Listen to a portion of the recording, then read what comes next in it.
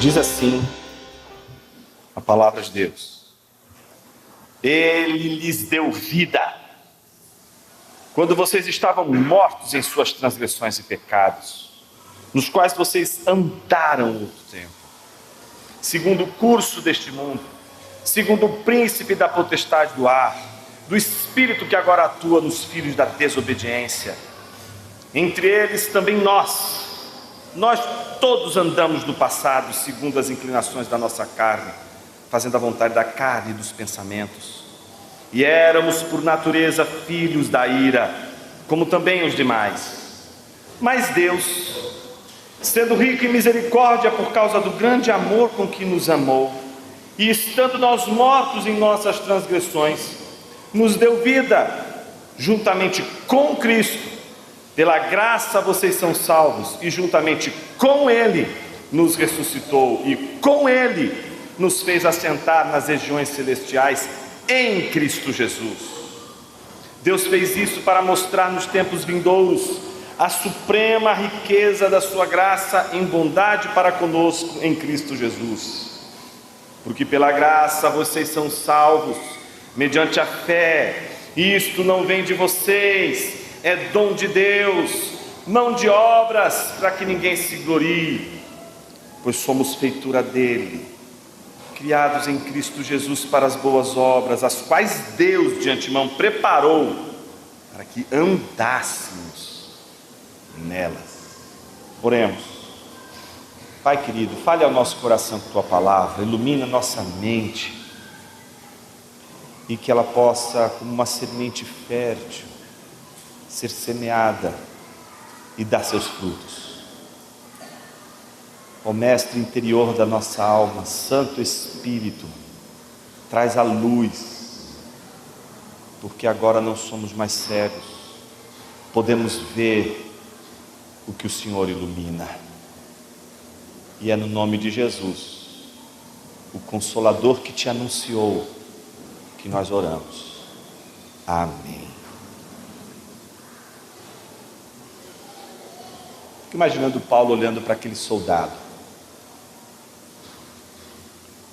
com a sua armadura, o seu capacete, com o seu escudo,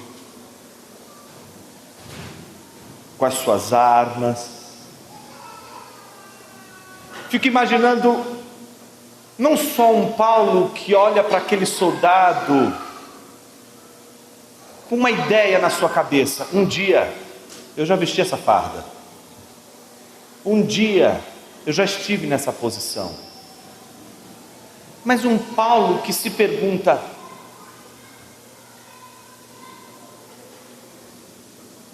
por que um soldado obedece? Óbvio que ele é preso e está, ainda que numa prisão domiciliar, cativo ao Império Romano. E a imagem clara desse cativeiro é a presença desse soldado como uma sombra. Um Paulo sob correntes, sob vigilância, porque desobedeceu, porque não obedeceu o império, porque está agora do outro lado da farda, porque não usa mais aquela armadura, porque não defende mais o imperador, porque não é mais a favor de Roma, como um soldado de Roma, mas agora se vê como um soldado de Cristo, como alguém que tem um Senhor que é maior do que o império de Roma, e que está disposto a obedecer este Senhor, mesmo que isto signifique desobedecer outros senhores. A grande verdade é que não existe desobediência neutra. Todas as vezes que você desobedece, você está obedecendo alguém. A minha pergunta para você nesta manhã não é sobre sua desobediência, mas sobre aquele que você tem obedecido na sua desobediência. Ninguém desobedece a Deus e simplesmente não obedece a ninguém. Não há neutralidade. Desobedecer a Deus é obedecer tudo que é anti-Deus, tudo que não é Deus. E é incrível isso, porque é como se nós tivéssemos a esperança de um dia não ter que mais obedecer, como se obedecer fosse algo ruim, como se obedecer fosse algo escravizante, como se a obediência nos apequenasse, nos tornasse insuficientes de fazer coisas que nós temos condições de fazer, porque o próprio Deus nos deu. Então vemos a obediência muitas vezes como algo que nos coloca numa situação de desvantagem, porque só podemos obedecer se encontramos alguém maior do que nós, porque encontramos alguém que exerce domínio sobre nós, alguém que exerce força sobre nós, autoridade sobre nós. Então por isso nos curvamos, por isso obedecemos, mas ao mesmo tempo parece que lutamos contra essa obediência, porque queremos afirmar a nossa suficiência, e lutamos contra Deus, desobedecendo a Deus, como se pudéssemos dizer a Deus: nós somos senhores de nós mesmos, até o dia que descobrimos que na nossa desobediência mora uma obediência fervorosa a tudo que não é Deus.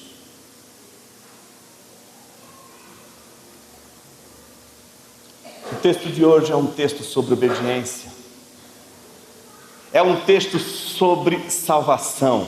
E aí os irmãos aí que gostam da polêmica soteriológica, fiquem calmos, serenos e tranquilos, senão a gente tem uma jaula para pôr vocês ali.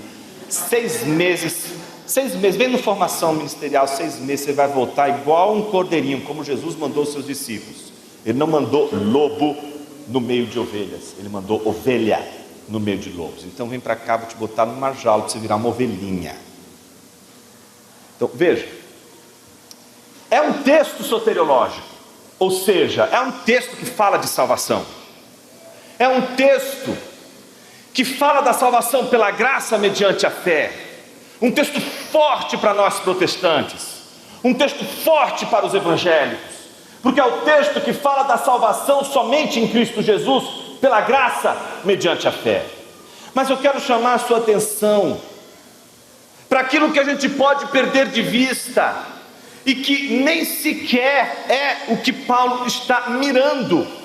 Ele está construindo todo um raciocínio, e é necessário que a soteriologia apareça aqui, é necessário que a doutrina da salvação apareça aqui, mas não porque ela é central aqui, mas porque ela também converge para o centro, ela também está servindo ao centro, ela também está servindo a um propósito na exposição que ele quer fazer sobre a igreja. Não dá para falar sobre a igreja sem falar sobre salvação. Mas o que mais tem hoje em dia é teologúmeno falando de salvação sem igreja, falando de doutrina da salvação sem igreja, trabalhando a lógica da doutrina da salvação sem igreja, sem compromisso com igreja, sem envolvimento com igreja, sem envolvimento com as pessoas da igreja, sem envolvimento com as atividades da igreja. O texto não está falando de discussões meramente teológicas, o texto está falando de vida de igreja, e que para essa igreja não ser vítima de uma destruição que parte de dentro dela, Paulo está agora exortando, cuidando teologicamente dessa igreja, não porque ele está preocupado com uma disputa teológica, mas porque ele sabe que as nossas virtudes, as virtudes cristãs, as boas obras, elas precisam ser compreendidas também à luz da revelação de Deus. E Paulo vai fazer isso de uma maneira magistral. Esse trecho que nós acabamos de ler, ele está dividido em 2 partes, que é o antes e o depois, exatamente isso. antes da vida, antes da vivificação e depois da vida, depois da vivificação. Estávamos mortos em nossos pecados, mas Ele nos vivificou. Paulo vai trabalhar nestes dois períodos que nós vamos ler hoje, nesse trecho que lemos, esse antes e depois, versículo 1 a 3, antes da vivificação, quando estávamos mortos em nossos pecados, versículo 4 a 10, depois da vivificação, depois de sermos vivificados, depois de recebermos vida. Então Paulo vai se concentrar nesses dois movimentos. Eu preciso me lembrar do antes, para eu saber o valor do que vem depois. Um crente formado na igreja, ele vai carregar esse antes dentro dele,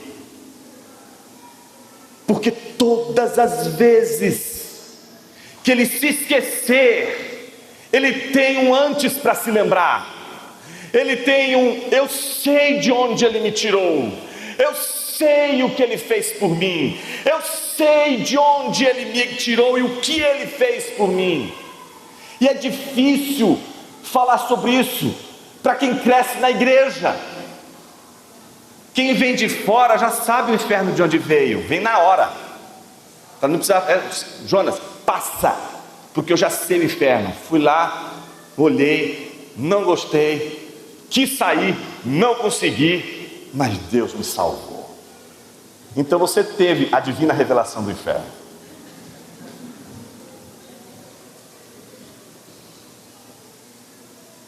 Mas aqueles que crescem na igreja, eles demoram para descobrir que não são anjos, porque eles nascem como se fossem anjinhos. Porque a gente não consegue nem chamá-los de esses pagãozinhos aqui, esses gadarenos. Não conseguimos, porque a gente sabe que eles estão crescendo, ouvindo a palavra, mas eles ainda não viram o inferno. Eles ainda não sentiram o gosto do enxofre que fica sempre no final do último gole. Eles ainda não experimentaram o inferno, e eles crescem apenas imaginando o inferno, e eles pintam o inferno com as suas mentes. Só que o inferno que eles pintam com a mente deles é como Charles Biddy certa vez disse, é como um quadro com uma chama pintada. Você olha para esse quadro, o pintor foi tão exímio na sua arte, que parece que você está diante das chamas, mas ele não queima, ele não traz calor, ele é só um quadro. Se você pôr a mão, você não vai dizer, ai, não queimou você. Então a gente cresce na igreja, formando a imagem do inferno, sem sentir o bafo de Satanás, sem sentir as chamas do inferno, sem sentir as dores do pecado, quando nós somos entregues às paixões e já não temos mais freio nenhum, simplesmente estamos entregues à devassidão das nossas paixões, não damos mais freios e se entregamos, e vamos sendo levados pela correnteza do pecado, que nos assediou, nos assediou, nos assediou e nos assediou, e ainda nos assedia e vai nos assediar. Então é natural que em algum momento a gente se pergunte ao longo da nossa criação e contexto na igreja, o que significa a cruz de Jesus? Porque pessoas estão mudando, você vê pessoas sendo transformadas, você vê pessoas com sorriso, você vê pessoas com lágrimas, descobriu o significado da vida, tem plenitude, e você vai crescendo na igreja, achando tudo aquilo lindo e maravilhoso, e tenta entender, e a minha vez? Não se assuste, muitos se entregam a Satanás e aos prazeres deste mundo, não porque querem os prazeres deste mundo, ou porque querem os prazeres de Satanás. Muitos deles estão querendo aquilo que aqueles que vieram do inferno já têm. E é como se fosse um passo para isso. Eu preciso conhecer o inferno, eu preciso conhecer o abismo, eu preciso me chafurdar na lama, eu preciso contrariar meu pai, eu preciso pegar a parte da minha herança, eu preciso dar cabo de toda essa herança com os prazeres e com os desejos deste mundo, preciso me entregar, e precisam beijar a lona, precisam comer a comida dos porcos, precisam ser confundidos com os porcos, precisam conhecer a lama, para da lama lembrarem: Pai, pequei contra o céu, não pequei contra o Senhor, eu pequei contra o ensino que eu recebi, pequei contra o ensino que recebi na minha infância, pequei contra o ensino que eu recebi em casa. Vou contrariar meu pai, perdão pedirei. Pai, pequei contra os céus e diante de ti não sou digno de ser chamado teu filho, trata-me como um dos seus trabalhadores. E então, depois dessa experiência, o sujeito começa a cantar: foi na cruz onde um dia eu vi meus pecados castigados em Jesus.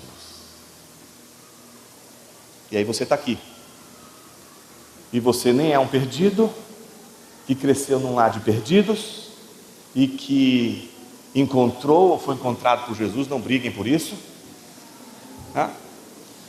Mas agora você também não se encontra com aqueles que cresceram, se desviaram e depois voltaram.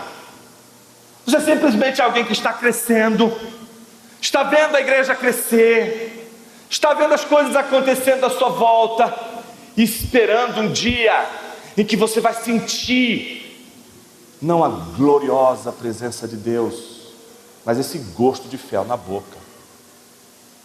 Você ainda não conseguiu enxergar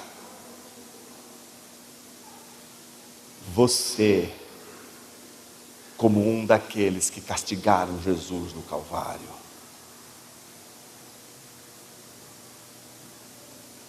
Um judeu que cresce obedecendo à lei do Senhor, fazendo o que é reto diante do Senhor, ele tinha dificuldade quando se convertia de entender o que isto significa, porque ele sempre obedeceu à lei de Deus, ele sempre obedeceu os mandamentos, ele sempre seguiu a Torá, ele sempre fez o que a Bíblia ordenava fazer. Então agora ele precisa enxergar o que ele fez, porque ele é também um daqueles que na cruz castigou Jesus. E é sobre isso o sermão desta manhã.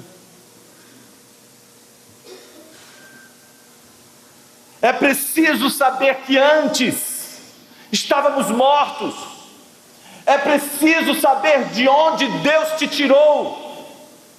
Se você está vindo hoje aqui e o seu coração é frio como uma pedra, mas ao mesmo tempo você lembra dos hinos que você cantava quando era criança, mas o seu coração está frio como uma pedra, e você se pergunta: como eu posso recuperar o que eu perdi? Você primeiro precisa lembrar de onde Deus te tirou. Você acha que Ele não te tirou de lugar nenhum? Você é capaz de acreditar que você já nasceu um anjo separado, santo, santo, santo, nos céus.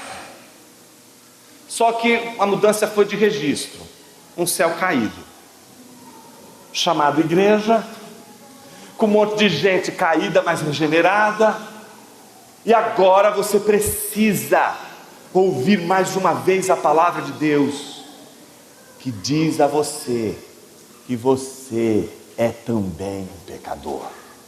Isso vale para você que cresceu na igreja, e vale para você que está aqui hoje pela primeira vez e que viveu uma vida de obrigações, fazendo tudo o que é certo.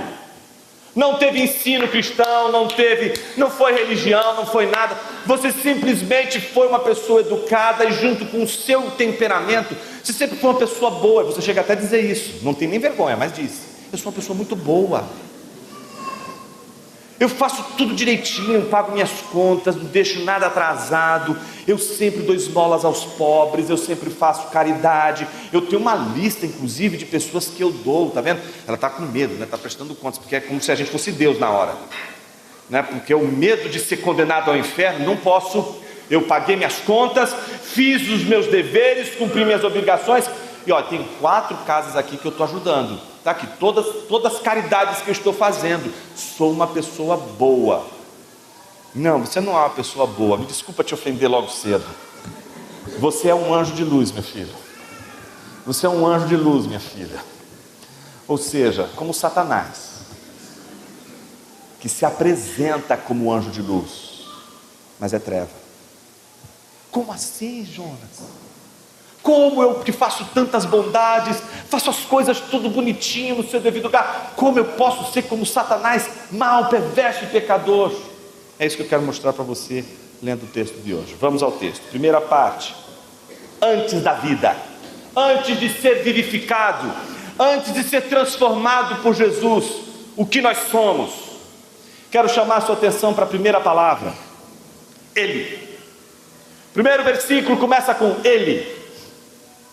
O Deus que ressuscitou Jesus, o Deus que colocou Jesus acima de principados, potestades, o Deus que uniu a igreja a Jesus, que é o cabeça de toda a criação e agora é também cabeça da igreja, que enche todas as coisas e que faz com que a igreja seja com Ele uma só coisa, a tal ponto de Ele ser pleno com a igreja.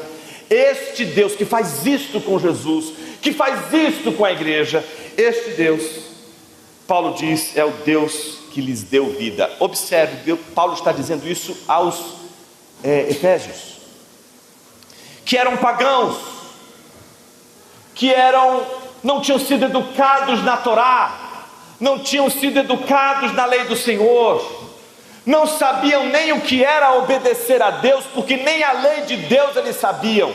O máximo que eles sabiam era uma lei que eles não sabem explicar, mas que foi plantada por Deus em seus corações, como Paulo faz em Romanos, do capítulo 2 ao 3. Plantado em seu coração de uma tal maneira que eles são capazes de saber o que é certo e o que é errado, mas não lhes foi dada uma lei como o povo da aliança recebeu, uma lei que já é escrita pelo próprio dedo de Deus.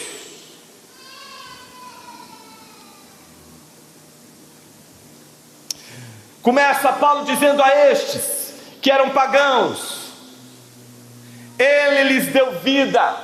Paulo não está negando que ele está falando com convertidos, Paulo não está falando com mortos, Paulo não está falando com não regenerados, Paulo está falando com a igreja. Ele lhes deu vida. Então, primeira coisa, Paulo não está falando a mortos, Paulo está falando a vivos. Mas ao falar aos vivos, Paulo lembra que se eles agora podem ouvir a palavra, é porque Deus lhes deu vida. Mas eles estavam mortos ou vivos? Depende. É como você está numa igreja. Você olha para um lado, olha para o outro, você nunca vai saber se você está do lado de um vivo ou de um morto. Depende. Pode estar vivo, pode estar morto. E tem muita gente que está morrendo, que está mais vivo do que quem está vivendo. E o contrário também é válido.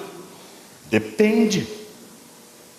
Tanto depende que o pai, quando vê aquele menino esfacelado, sujo, derrotado, ele abraça, dá um beijo. E quando o mais velho não acha nada legal aquilo, porque acha que o pai tinha que ter tratado ele com mais deferência, o pai diz: ele estava morto. Estava morto ou estava vivo? Ele estava morto e reviveu. perdido e foi achado. É claro que Paulo está trabalhando com as categorias do espiritual e do material, do concreto e do celeste. Paulo está falando que pode ter ar nos seus pulmões. Paulo está falando que você pode respirar. Você vai olhar para a pessoa, dá seu pulso. O pulso ainda pulsa. Está vivo, mas está morto. A pergunta é: por que está morto? Morto em suas transgressões, morto em seus pecados. Está até cheirando ao túmulo de seu corpo, os seus pecados e transgressões. Ele deu vida, não quando vocês ainda estavam respirando, quando ainda tinha algo pulsando aí, quando tinha alguma espécie de lufada de vida. Não, 1000 vezes não. Ele deu vida quando não havia vida nenhuma em você. Você estava completamente morto, mortinho da Silva, sem vida alguma. E eu quase sem o microfone. Sem vida, sem esperança, sem vigor, sem nada de espiritual vigoroso. Mas Ele lhes deu vida, lhes deu ruah, soprou sobre você vida, e você que era um vale de ossos secos, agora vive de novo, está vivo. Mas antes de receber a vida, quem era você? Morto em suas transgressões e delitos, morto em seus pecados e transgressões. Nestes pecados e transgressões nos quais, observe a palavra, você andava. Palavra importante aqui. É a palavra que ele começa e a palavra que ele termina a exortação dele. Vocês concordam com isso? Os bereanos já abaixaram a cabeça e já olharam para a Bíblia. Ótimo isso. Tem que olhar para a Bíblia. Porque se existe uma diferença, uma primeira atenção, é a atenção daqueles mortos que andam. E você achando que Walking Dead era a série do momento. Mortos que andam. Zumbis. Andam nos seus pecados e delitos, andam nas suas transgressões, caminham na sua desobediência, caminham na sua desordem. É assim que funciona o seu andar, na desobediência. Você anda na desobediência, anda na transgressão. É o contraste que Paulo vai fazer diferente. O que acontece depois, o seu andar muda. Você não anda mais nas transgressões, você vai andar em outro solo. Deus vai te dar um outro solo para você andar. Mas enquanto na vida você anda como um morto, um zumbi, que anda nos seus pecados e delitos, e que anda segundo um modelo, porque todo mundo tem de ser discípulo, ou do rei do universo, ou do príncipe das potestades do ar. Não há possibilidade de você neste mundo não ser discípulo. Fomos criados para sermos seguidores e estamos seguindo sempre, estamos andando sempre, e sempre temos adiante de nós alguém a seguir. Estamos sempre seguindo, ou a Deus, ou ao príncipe deste mundo. E é isso que Paulo está dizendo. Éramos mortos, mas andávamos no meio da nossa desobediência, no meio das nossas transgressões, seguindo o príncipe da potestade do ar, o espírito que agora atua. Observe, nos filhos da desobediência. Preciso parar um pouquinho aqui. Filhos da desobediência. Aqui não se trata de crianças, nem se trata do filho mesmo. Aqui é um hebraísmo, aramaísmo, se você quer dizer. O que é isso, Jonas? Quando no grego você usa uma expressão que os gregos não usam. Por exemplo, não há entre os gregos a expressão huios tu anthropou, filho do homem. Não existe. Quando eles querem falar o que é o homem, eles simplesmente dizem anthropos. Ponto. Mas o huios tu anthropou é uma tradução grega de uma palavra hebraica que você e eu conhecemos. Porque você leu Ezequiel, capítulo 37, e sabe que quando o profeta está andando no meio do vale de ossos secos, Deus diz: acaso poderão reviver estes ossos, ó Barnacha? Barnacha você também já consegue saber. Vocês lembram Simão Bar Jonas? O que é Bar Jonas? Cuidado com os irmãos mais luteranos aqui. O que é Bar Jonas? Tem nada a ver com aquilo que fica ali na esquina. Bar é filho. Simão, filho de João, filho de Jonas. Isso significa Bar. Bar é filho. Então imagine você que o Bar Enash é o filho do homem.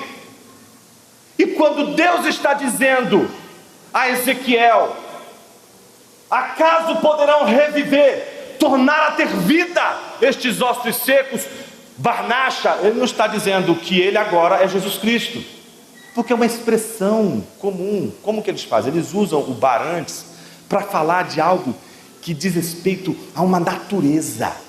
Por exemplo, eles nunca vão chamar você de mentiroso, eles vão sempre te chamar de filho da mentira. Eles nunca vão chamar você, para ser mais propositivo, né, de uma pessoa verdadeira. Está dizendo: você é filho da verdade. Então veja, todas as vezes que eles colocarem, sobretudo no Antigo Testamento, o filho antes, está falando da natureza. E o grego não faz isso. O grego chama mentiroso, mentiroso, verdadeiro de verdadeiro e homem de homem. Tanto é que quando Jesus vai dizer: quem é quem aqui? Quem é senhor de quem? O sábado é o senhor do homem ou o homem é o senhor do sábado? O sábado foi feito para o homem ou o homem foi feito para o sábado? A palavra não é huios tu anthropou, a palavra ali é anthropos. Ele usa apenas a palavra homem. Mas todas as vezes que o Novo Testamento usou a palavra huios tu anthropou para se referir a Jesus, não estava se referindo a esse Barnacha que diz respeito à humanidade de uma pessoa, o fato da pessoa ser humana, o fato da pessoa ser homem, mas há um título cristológico: o Filho do Homem, aquele que há de vir nas nuvens com poder e glória, aquele que Daniel 7 nos anunciou, que um dia viria sobre nós e reinaria sobre nós. É sobre isso. Então veja, quando Paulo diz filhos da desobediência, ele está usando uma expressão que não é comum. Mas tão pouco ele está querendo dizer que os filhos da desobediência são algo tão extraordinário como é o Filho do Homem quando se refere a Jesus. Não, filhos da desobediência é tão filho do homem como é Ezequiel, como qualquer outra pessoa que vive uma natureza desobediente. Paulo, portanto, está falando de uma natureza desobediente. Filhos da desobediência significam nada mais, nada menos que isso diz respeito à sua natureza, o seu jeito de viver. Você vive como um desobediente. Mas isso não é o suficiente. A palavra desobediência já é uma palavra curiosa. Eu preciso fazer mais uma voltinha aqui nesse parafuso para deixar ele bem apertadinho aí, para você não sair com um parafuso a menos e solto. Desobediência é apeitos. O que significa isso? Não persuasão. Peitos vem de persuasão. A deusa peitos, a deusa da persuasão, a deusa que os sofistas adoravam. Por quê? Porque os sofistas usam a peitos para seduzir as pessoas, para convencer as pessoas do erro. Um sofista vai apresentar bons argumentos para você acreditar que a solução que ele está oferecendo é a melhor das soluções. Quando o Novo Testamento usa o apeitos, e Paulo usa isso com muito cuidado, é o da não persuasão. Ele está dizendo que as pessoas desobedientes foram aquelas que não foram completamente persuadidas sobre o que elas deveriam fazer, sobre o bem que elas deveriam realizar. Elas não foram convencidas do bem, elas não foram convencidas da lei, elas não foram convencidas da transgressão, elas não foram persuadidas do erro. Elas desobedecem porque elas não conseguem olhar para a lei e achar que a lei tem valor. Elas não são persuadidas a obedecer a Deus, elas não estão convencidas de que elas vão ser felizes em obediência a Deus, elas não foram convencidas de que se obedecerem a Deus, elas serão abençoadas. E num certo sentido, elas têm razão.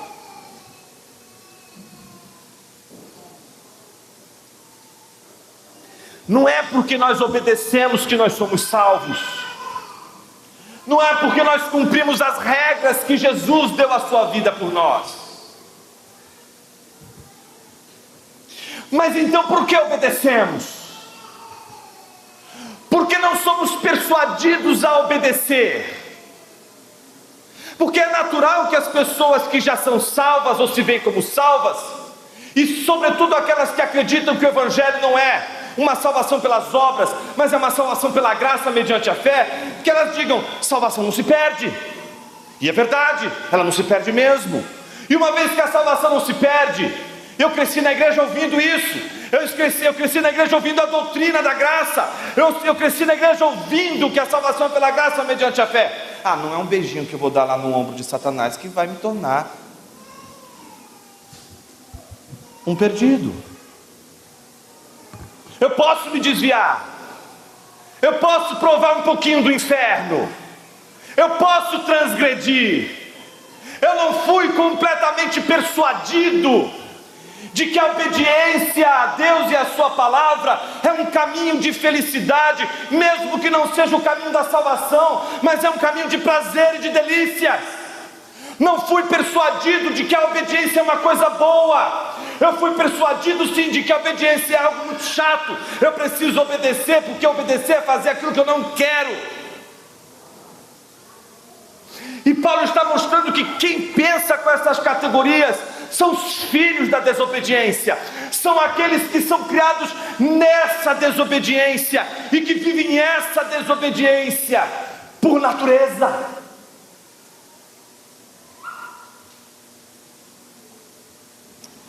Paulo está dizendo: essa história é de vocês, agora eu vou falar da minha história. Versículo 3, Paulo diz: entre eles, entre os filhos da desobediência, aqueles que não são persuadidos pela lei divina plantada em seus corações, entre eles também nós todos andamos no passado. Mais uma vez a palavra andar. Paulo está dizendo: eu sei o que é isso. E quem está dizendo isso? Alguém que cresceu ouvindo a lei de Deus, alguém que cresceu cumprindo os mandamentos, alguém que cresceu no contexto dos fariseus, alguém que cresceu no contexto de uma doutrina muito sólida, de uma doutrina muito rígida, de uma obediência quase que restrita. Entre eles também nós todos andamos no passado, segundo as inclinações da nossa carne. Paulo está chamando a atenção para a carne. E aqui não é aquilo que você vai comer daqui a pouco, não é isso aqui, mas é moral, é uma inclinação moral. Paulo está dizendo: nós judeus cristãos convertidos, nós aqui que também fomos convertidos pelo Evangelho, mas que não tivemos a mesma experiência de vida de vocês, sentimos essa inclinação em nossa carne, mesmo tendo a lei de Deus, mesmo meditando na lei de Deus de dia e de noite, mesmo conhecendo os mandamentos, mesmo obedecendo a Torá, mesmo obedecendo a palavra de Deus, sentimos aqui na nossa vontade, nos nossos afetos, a inclinação da carne para a desobediência. Estávamos entre eles, estávamos entre os filhos da desobediência. Andávamos segundo as inclinações da nossa carne. E aí uma dupla maravilhosa, né? Fazendo a vontade.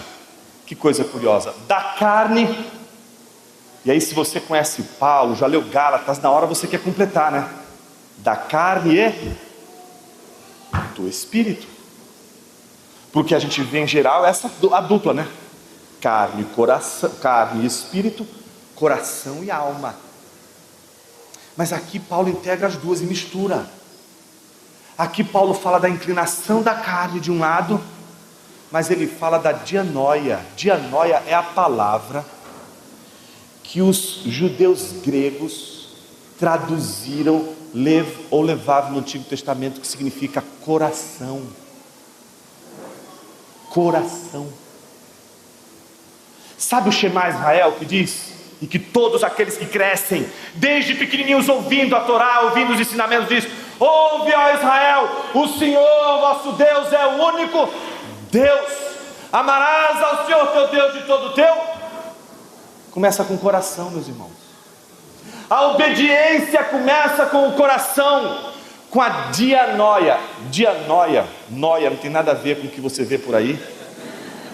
O noia aqui tem a ver com a mente, tem a ver com o nous. O dia é o mesmo dia de diálogo. Diálogo tem duas palavras, por isso diálogo, tem duas pessoas conversando. Não tem nada a ver com diabo, que é diabolos, né? Aquele que separa, aquele que divide. Por isso que no grego você vai encontrar essas duas coisas: o dia, que separa, que é o que o diabo faz, e o sim, que é o que une, que é a palavra que foi usada para ser o antônimo de diabo. Se você tem diábolo, você tem símbolo. O símbolo é que une as coisas, une duas coisas que estão separadas e faz com que elas remetam-se a si mesmas. Então o sim junta, o dia separa. Eles usaram dianoia, porque dianoia é uma espécie de coração, de mente, que para poder pensar, precisa duplicar-se, precisa separar de si. Quem aqui quando pensa, não pensa consigo mesmo, fazendo de si mesmo um outro?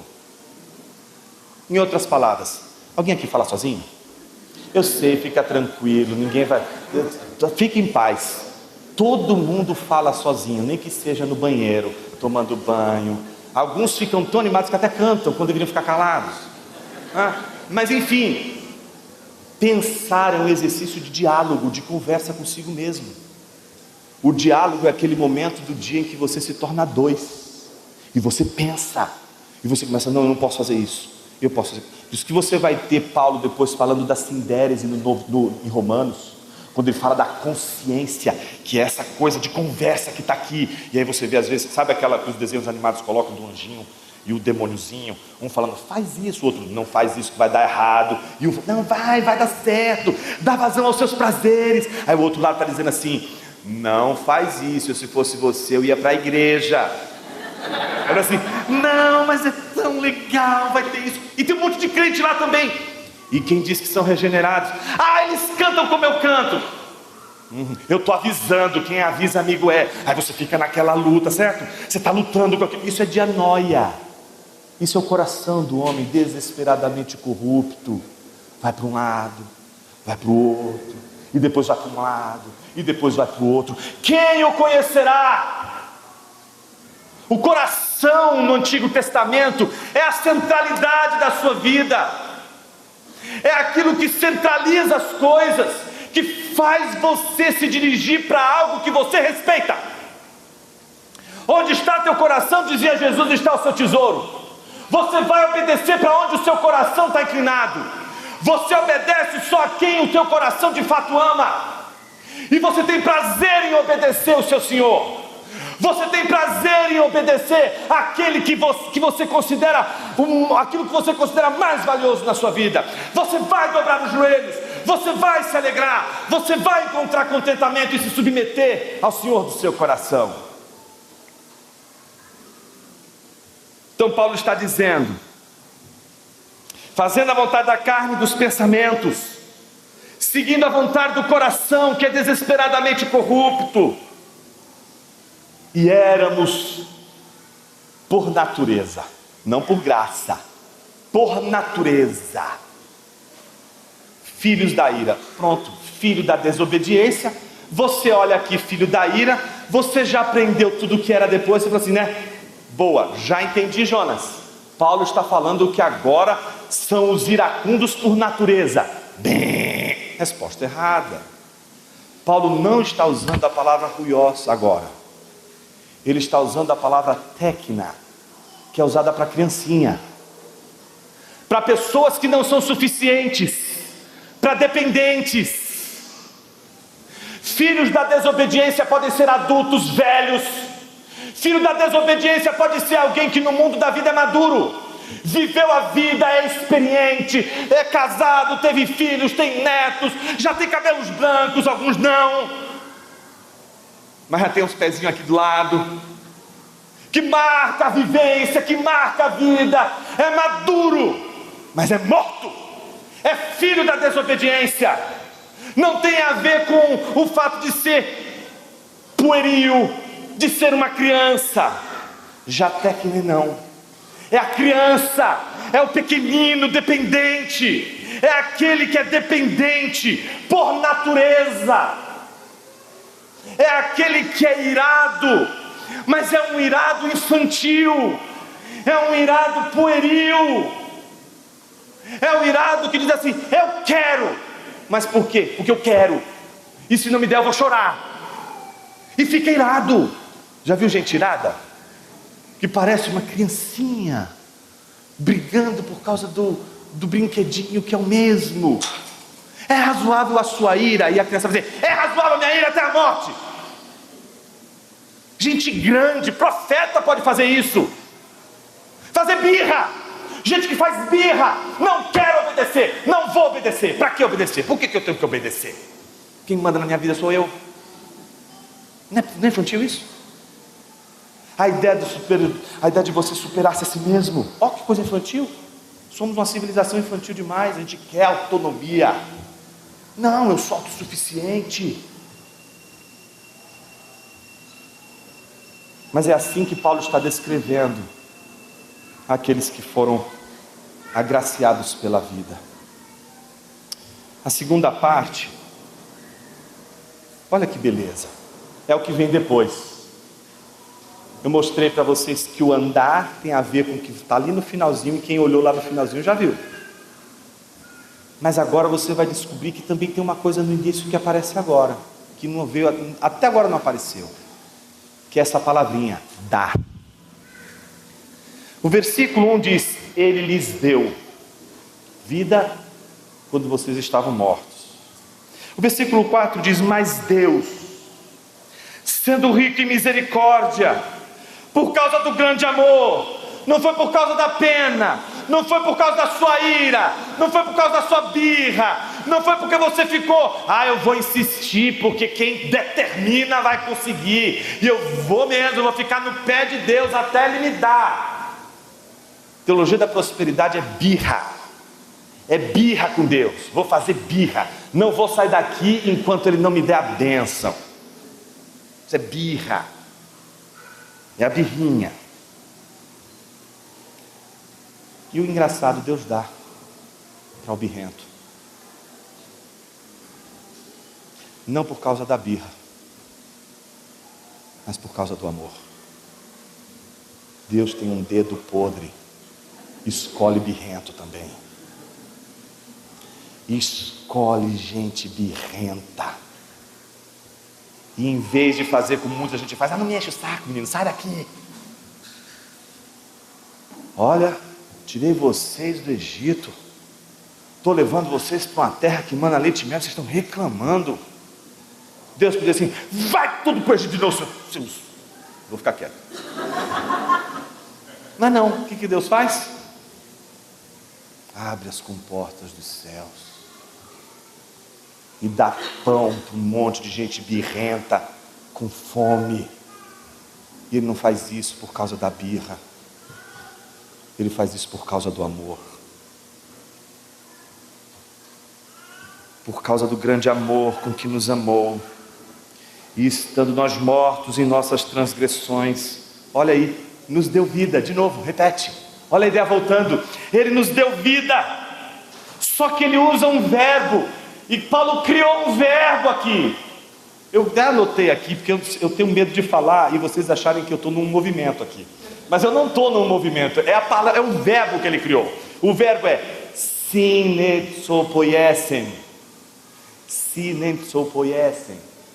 Sim, você já sabe o que é, não é aquilo que você diz lá no altar, para sua noiva, etc. Sim aqui é o contrário de diá. O sim, se o diá, ele separa, o que o sim faz? Junta.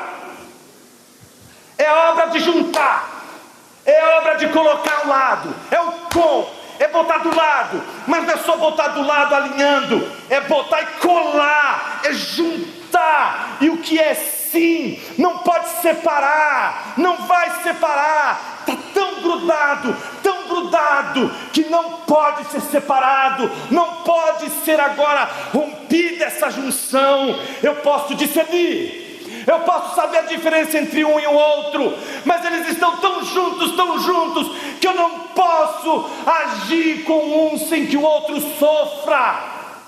As mesmas ações que eu derramar sobre um vão ser derramadas sobre o outro, porque eles são sim, em primeiro lugar. Em segundo, eles são sim zoo de vida, zoológico, de vida. O que Deus faz? Deus junta a vida, dá vida juntando. Ele não dá vida para você, Ele não deu vida para você, Ele juntou você com quem tem vida. Você era morto, mas você precisava ficar junto da vida. E o que te faz vivo não é algo independente, não é algo que Deus pega e te dá. Isso que Deus te dá, na verdade, é um juntar. Ele te juntou com a vida, Ele te juntou com Jesus. Mas Ele não fez isso de qualquer maneira. Paulo usou a palavra dos poetas. Ele usou um verbo que é da poesia, o verbo do fazer, poiesis, que é o verbo da fabricação. O verbo, sabe alguém quando cria alguma coisa? Quando você as mulheres que fazem crochê, quando você faz o crochê, estou falando isso por causa da minha imaginação, porque é a Jo, eu vejo a Jo fazer o crochê, dali a pouco está ali a Manta, ela disse que fica fazendo crochê e orando pelas mulheres da igreja. Eu fico, vai dar um crochê, presta atenção, hein, senão vai dar errado esse crochê. Ou ora ou faz o crochê. Mas tá ali, aí sai. Tá? Isso é poiesis. Pense em poiesis, aquilo que não poderia acontecer se você fazer alguma coisa com as suas mãos. Não é? Então o poético é algo que você faz. Por isso que um poema não é só uma frase, não é um verso que você lê. Os poemas fazem coisas. Esse fazer aqui é tão interessante, gente. Por quê? Paulo está dizendo exatamente isso, que Ele fez, Ele nos fez, juntando com Cristo e com isso nos dando vida. Ele está dizendo num verbo que Ele cria para dizer o que Deus fez. O que Deus fez, só Ele pode fazer. Essa palavra toda aqui que eu disse, você não pode fazer, eu não posso fazer, ela não pode fazer. Só quem pode fazer é Deus.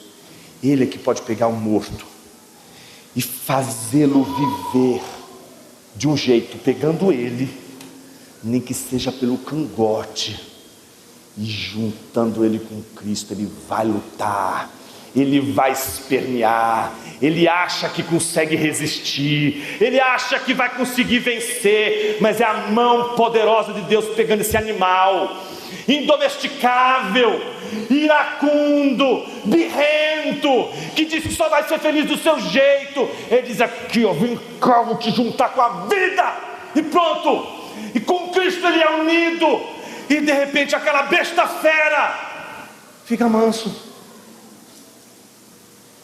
Ele descobre que tudo que ele precisa na vida ele conquistou naquela cruz.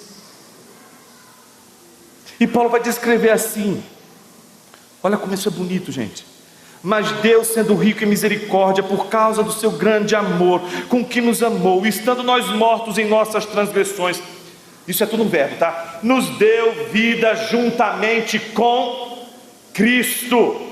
Pela graça vocês são salvos e juntamente com Ele nos ressuscitou e juntamente com Ele nos fez assentar nas regiões celestiais em Cristo Jesus. O mesmo movimento que Deus fez com Jesus, o mesmo movimento de ressuscitar Jesus dentre os mortos, o mesmo movimento de fazer Jesus assentar acima dos principados e potestades.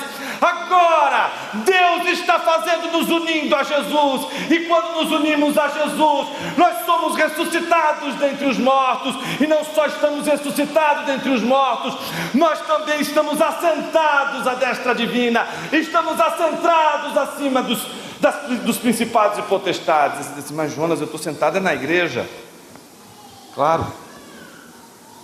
Porque a gente está falando de uma morte que é espiritual, de uma vida que é espiritual.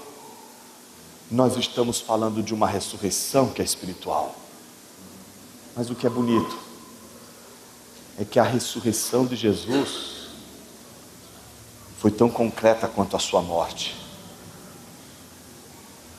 E a nossa ressurreição espiritual é tão espiritual quanto a nossa morte espiritual. Para aqueles que estavam mortos espiritualmente, Deus nos ressuscitou com Cristo. E se hoje não somos mais mortos espiritualmente, é porque Ele uniu a nossa vida à vida do ressurreto. Estamos unidos a Jesus de uma tal forma que nós estamos vivos e vamos permanecer sempre vivos. Jonas, a gente vai morrer, mas a alma é imortal. Sim, vai morrer, mas você vai permanecer vivo. Sim, a ressurreição do corpo é a nossa esperança. Esperamos a ressurreição do corpo. Sabemos que a alma não vai ser destruída. Sabemos que a alma vai permanecer. Mas a nossa maior expectativa é sim a ressurreição do corpo. É isso que nos causa espanto. Porque ninguém aqui vai querer ser uma alma penada. Ninguém aqui vai querer ficar num céu de almas penadas. Deus não nos ofereceu um céu de almas penadas. Deus nos ofereceu um céu com um corpo glorificado, com o mesmo corpo que Cristo ressuscitou dentre os mortos. Aquele que inaugurou a ressurreição dos mortos foi unido a nós de uma tal maneira que um dia nós também conheceremos a ressurreição do corpo. Só que antes da ressurreição do corpo, a gente vivencia a ressurreição do espírito, a ressurreição espiritual de um crente. Ele termina dizendo: Deus fez isso para mostrar nos tempos vindouros a suprema riqueza da sua graça em bondade para conosco em Cristo Jesus. Porque pela graça vocês são salvos mediante a fé. Quando Agostinho estava lendo essa passagem, era o final, o grande desfecho do argumento dele sobre a doutrina da graça, o ponto mais elevado da discussão. Tinha uns monges de Marselha que haviam seguido um tal de João Cassiano. E esse João Cassiano não era um pelagiano, não era alguém que acreditava na liberdade do homem como Pelágio acreditava, mas era alguém que tentou de alguma forma mostrar que haveria a possibilidade de ter uma contribuição do ser humano para a salvação. E Agostinho vai dizer, olhando para esta passagem, que quando a gente diz que somos salvos pela graça, mediante a fé, não estamos dizendo que somos salvos pela graça porque temos fé, porque exercemos a nossa fé e por isso somos salvos. Agostinho vai dizer que são duas coisas, e as duas dependentes da graça de Deus. A própria graça de Deus que nos salva é obra objetiva, é obra divina, é obra dele. Mas esta fé, que é o meio pelo qual nós cremos em Deus, só seria possível se antes dessa fé a graça de Deus fosse derramada sobre nós. Por isso mesmo a fé, que é o meio pelo qual eu e você dizemos eu creio, sim, eu creio, e é você quem está dizendo isso, é você quem está dizendo a plenos pulmões, eu creio que Jesus me salvou, só é possível porque antes a graça dele o alcançou. Porque pela graça vocês são salvos, mediante a fé. E a pergunta que eu faço a vocês: Agostinho estava preocupado com disputa teológica? Nananina, não. Ele estava preocupado com o versículo a seguir.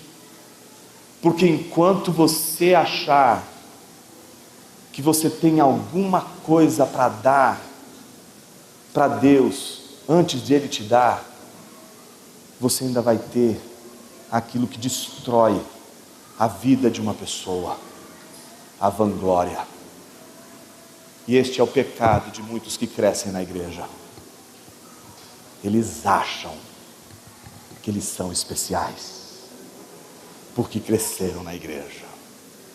Observe o que o texto está dizendo: porque pela graça vocês são salvos mediante a fé, e isto não vem de vocês, é dom de Deus, é dádiva. Deus é por natureza doador. Nem a graça, nem a fé que eu exerço de confiança em Deus vem de mim, vem do doador. Ele está dando tudo para que eu saiba que Ele salva mesmo gente birrenta, porque não vem de nós, vem tudo dele, é dom de Deus, não de obras, não porque você viveu a vida seguindo regras, para que ninguém se glorie, para que ninguém olhe para si mesmo e se ache merecedor, pois somos poieses, somos feitura, você foi refeito por Deus. A regeneração é uma obra de criação divina. Há uma recriação espiritual da nossa vida em relação a Deus e ao mundo, no momento em que nós somos unidos a Cristo. Somos feitura deles, fomos criados em Cristo Jesus, com uma finalidade, para as boas obras. Não são as boas obras que fizeram de Jesus um fim, mas foi Jesus que fez das obras um fim para um cristão. Um regenerado não tem nas obras um meio, tem nas obras o fim. O meio é sempre Cristo, o meio é sempre a palavra, o meio que fornece a graça. Não somos nada sem ela, mas se a graça nos alcança, é para atingirmos o fim. E aí você diz, são as boas obras, e aí você fica todo feliz da vida. Agora eu vou poder fazer boas obras, até descobrir que nem as boas obras são suas. Pois somos feitura dele, criados em Cristo Jesus para boas obras, as quais Deus de antemão preparou. Até as obras são predestinadas, meus irmãos. Até as boas obras, até as boas obras que são o fim da vida de um cristão, foram de antemão preparadas por Deus, para que você pudesse andar nelas, como antes você andou nas transgressões, andou nos pecados e fez de todas as transgressões a sua jornada. Agora você vai fazer a jornada no solo das boas obras que de antemão Deus preparou. Jonas, o que é isso? Eu se fosse você, eu esperaria as cenas dos próximos capítulos. Efésios 4-6 fala exatamente sobre isso. Aguarde um pouquinho, você vai saber sobre isso. Por enquanto, basta você saber que Deus nos salvou pela graça, para andarmos neste solo, o solo das boas obras.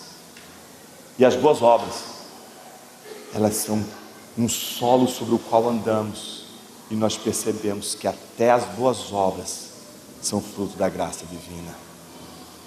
Quem de nós aqui nunca se sentiu pleno quando se percebeu usado por Deus para abençoar alguém e depois volta a si mesmo e diz: Senhor, essa pessoa me agradeceu tanto e eu não fiz porque eu quis, eu estava lutando inclusive, eu não queria, mas o Senhor quebrou meu coração, eu fui lá e me rendi, e eu nunca pude imaginar que era tão gostoso fazer uma boa obra. Eu nunca pude imaginar que é gostoso te obedecer, que é prazeroso dizer sim ao Senhor. Eu sempre achei que eu seria feliz fazendo o que eu quero, eu sempre achei que eu seria feliz fazendo do jeito e da maneira que eu acho que tem de ser, mas o Senhor me fez abrir os olhos, e agora eu consigo obedecer, e na obediência encontrar um prazer que antes eu não tinha. Isso é obra da graça, isso é obra do Senhor, isso é dádiva, isso é presente. Deus não proveu para você apenas a ressurreição que te permite andar, Ele te proveu também o solo das boas obras. Vamos orar, meus irmãos.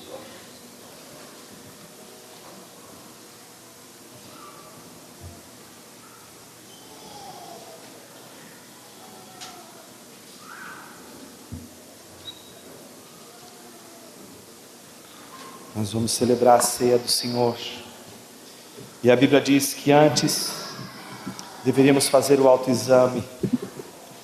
Neste breve momento possamos fazer o nosso autoexame, não para rejeitarmos a mesa, mas para dela participarmos.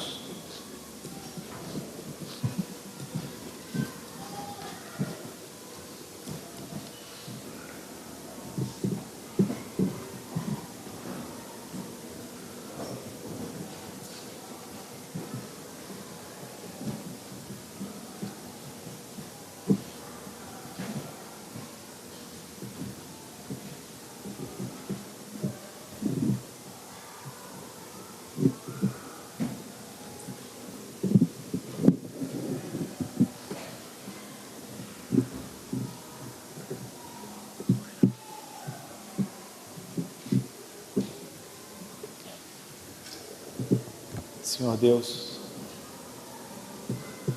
a gente pode crescer na igreja e não se ver morto e necessitado da graça.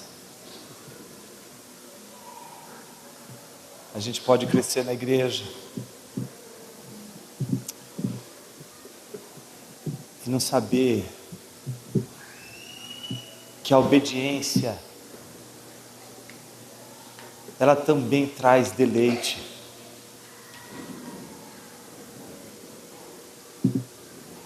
A gente cresce sem saber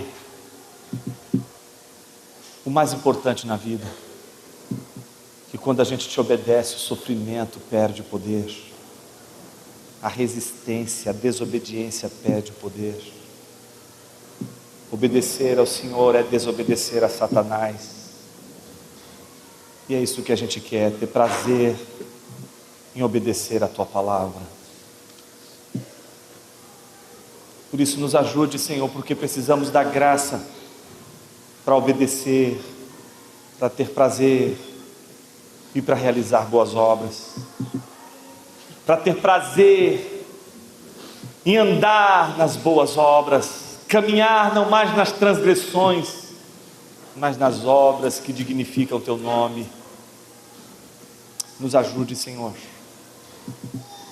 nos ajude a celebrar hoje esta mesa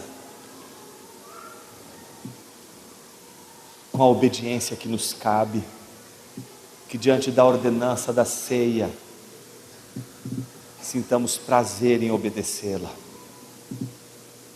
e que o peso do pecado não seja mais poderoso do que o deleite de erguer o pão e beber o cálice aos céus, dando graças a Jesus, Teu Filho. E é no nome dele que oramos. Amém.